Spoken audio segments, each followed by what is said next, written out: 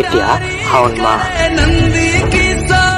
হিন্দু ধৰ্মাৱলম্বী লোকসকলৰ বাবে অতি পবিত্ৰ এই সন্মাহত এতিয়া দেৱাদিদেৱ মহাদেৱক বিশেষভাৱে পূজা অৰ্চনা কৰাত ব্যস্ত ৰাজ্যৰ শিৱ ভক্তসকল।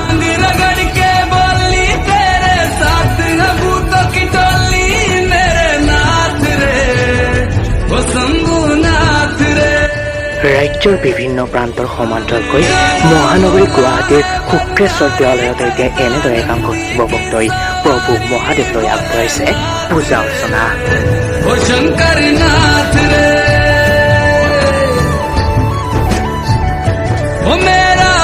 লোকবিশ্বাস যে পবিত্ৰ শাওণ মাহৰ প্ৰতিটো সোমবাৰে যদি শিৱক পূজা কৰা হয় তেন্তে ভক্তসকলৰ সকলো মনোবাঞ্ছা পূৰণ কৰে দেৱাদিদেৱ মহাদেৱে।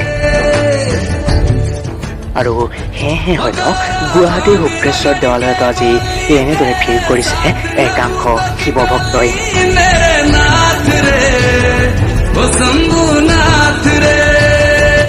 আহক আমিও প্ৰত্যক্ষ কৰোঁ মহানগৰী গুৱাহাটীস্থিত শুক্ৰেশ্বৰ দেৱালয়ৰ শাওণ মাহৰ পূজাৰ কিছু বিশেষ দৃশ্যাংশ।